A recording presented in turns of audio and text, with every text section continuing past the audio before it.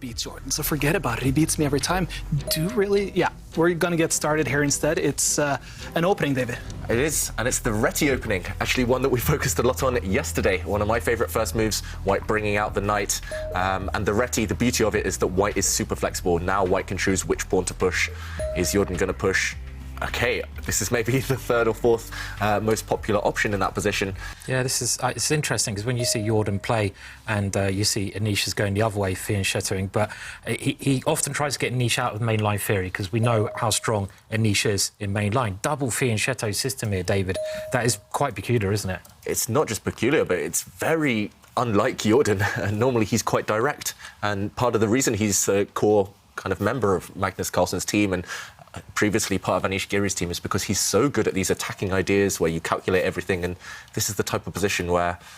Is B5 the speckled hen? I was going to say... Is it called the speckled hen? Speckled hen. Is that right? Wow. I remember Keith Arkle. Some openings have got ridiculous names, like the monkey's bum is one. The reason this is such a kind of weird opening is because now Black gains so much time. Black's pawn and gaining so much space as well. Black's pawn's on this left flank. Once you go there, you always want to go back. But this is more Jordan. This is more his style, isn't it? This is really aggressive from Jordan, and we have to jump in and show what's just happened because with his last move, White pushing the pawn to the e4 square. Better late than never. He has set a small trap. This pawn is untouchable. It looks like it's undefended, but if you take it with the Black Knight, then suddenly you've opened up this diagonal for the White Bishop, and suddenly the White Bishop can actually go and take its counterpart on the g7 square. This bishop was undefended, and White wins a piece. Opponent plays something weird. He does It's castle. Annoying. He's castled. Okay. He's going. I think the problem with this opening is how do you neutralise it? All the pawns, all the pieces are still on the board, and okay, Come on, Harry. we're following the variation we just showed. Is it going to go? OK, hands in the air.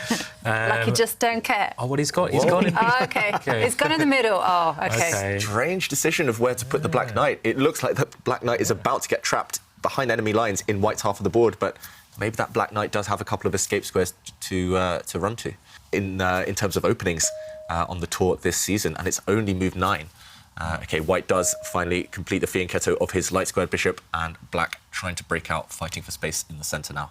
So it's a strange one, capturing passing. Yeah, and it only happens, to reinforce this, it only happens when your pawn is on the 5th rank and your opponent tries to bypass it by moving 2 squares forward. So your opponent's pawn has to move 2 squares forward. If it had just, for example, moved 1 square forward now, then you can't take it. Your opponent's pawn has to have moved 2 squares. Really, really imbalanced position. And Anish has been thinking for a long time, but OK, he does push his pawn forward, gaining more space, very logical as well. Yeah, I think this is just Jordan trying to play against the man, not the board. He's trying to get inside Anish's head yet again. These television broadcasts is creating a really weird specimen of chess players sometimes, because you have players who's hardly ever played a game, and they still have some tactical dispositions and some understanding that they received from listening to a lot of players like you. Improved. Meanwhile, a couple of moves. White did castle the king, very logical. White's king super safe. But after the Black Knight came out, White's rook centralising. It does feel like White's pawn in the centre of the board is a target.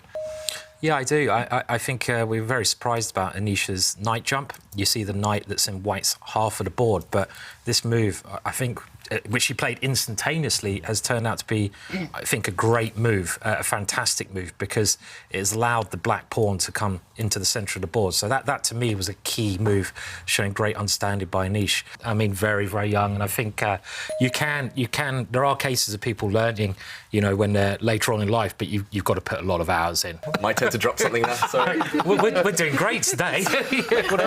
What else can we drop? Meanwhile, there's been a trade of pawns on the board, but still the status quo maintained.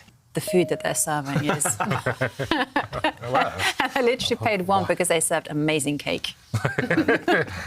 Meanwhile, one of the moves we mentioned, and we showed this position a few moments ago. We'll dig deeper in a moment. Now I'm expecting Anish. OK, now he grabs the pawn. Interesting. I thought he would just bring his rook across first and undermine this bishop, at least force White onto the defensive for a move or two, and then consider what to do about the pawn structure. But no, he did decide to remove this White pawn. And there we go, the knight trade. And, OK, not just the queen move that I was expecting. He's even more direct, Jordan. He grabs a pawn in the centre. Tactics galore. Exchanges galore, because after this knight disappears, he has opened up this White rook. White's a piece down.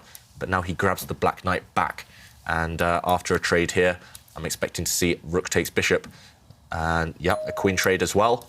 Everything flying off the board. Suddenly the vacuum cleaner is out.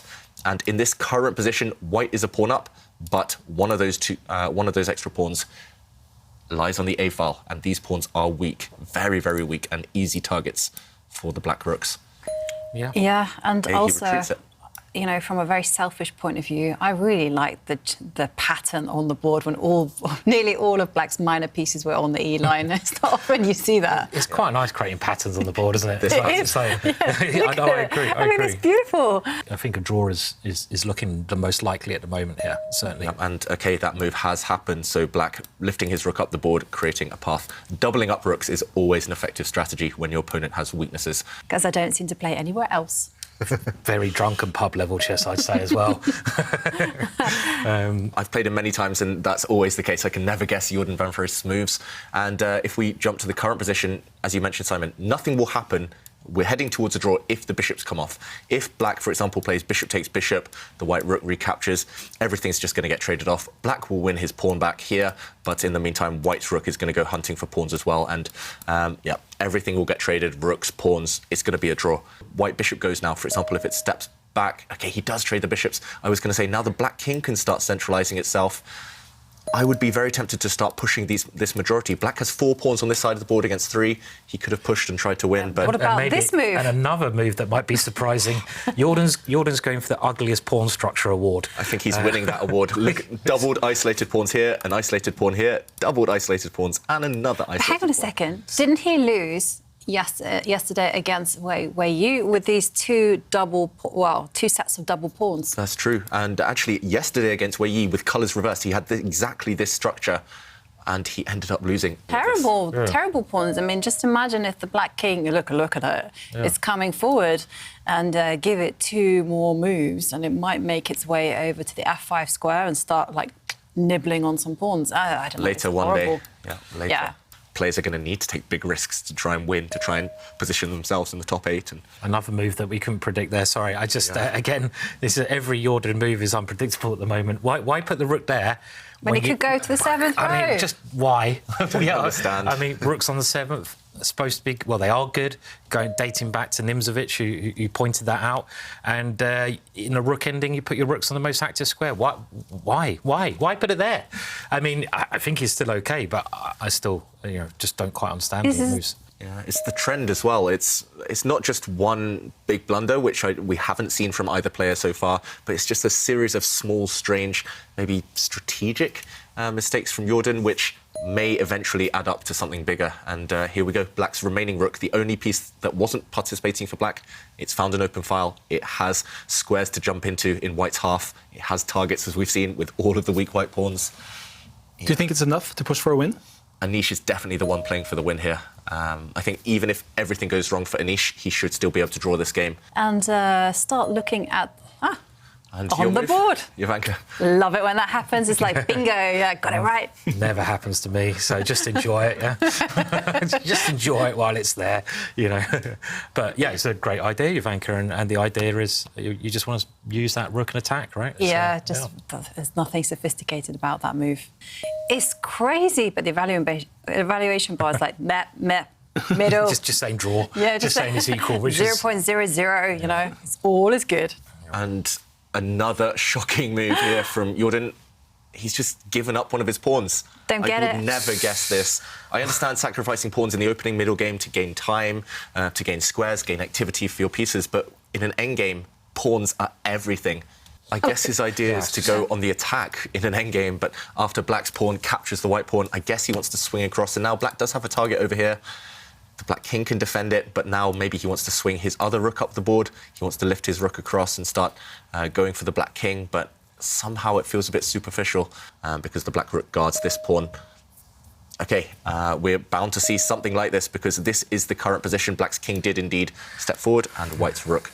Really weird square to move, the king, Jovanka, I agree. I mean, why not try to keep it safe? And is he really going to try to go passive? But he can't. He can't go behind the pawn, can he? No, he can't. And that the pawn on h6 is also vulnerable to attack. And on your back, and take me across the water. And the frog goes, no. You're going to sting me, and, you know, bad things are going to happen. The scorpion's going to go... The scorpion said, of course, don't be stupid. That will never happen. I mean, that wouldn't be beneficial for both of us. And... here we see a pawn move. Suddenly it's a 3-result game again. I was saying that things were going in Black's favour, but Black has lost control. Anish Giri's lost control, and we know he likes that control. Obviously, when you're playing someone from the same country, there's a little bit more at stake because you play in the national team. You are probably more friendly with them, or you know them better at least. So it seems nervous game, this to me. Yes, certainly. And when you're talking about nerves, Anish only has 15 seconds on the clock, and that's why he played a safety first move, retreated the rook to the 8th row, just to keep an eye on that rogue Harry the H-pawn. And, yeah, I mean, you said that they know each other really well, but for a long time, Jordan was working with Anish. Yeah, and it was really interesting. We recorded a couple of podcasts, one with Anish, one with Jordan, and there's a bit of tension there, maybe. They both admitted to it because Jordan did work with Anish, and moving on to work with Magnus. Of course, there's some rivalry. There's debate about what opening ideas are secret. Kind of sharing knowledge is always difficult. But, OK, meanwhile, Black is going active with his king, but why did he give up this pawn?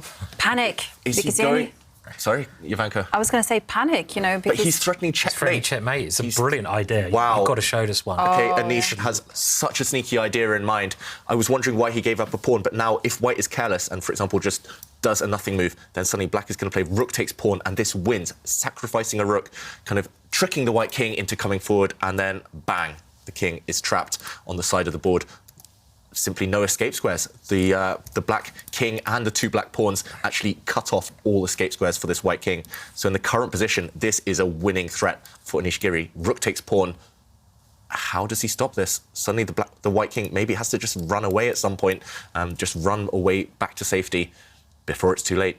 As well, if the Black rook comes across and cuts off the White king's escape route, it's game over.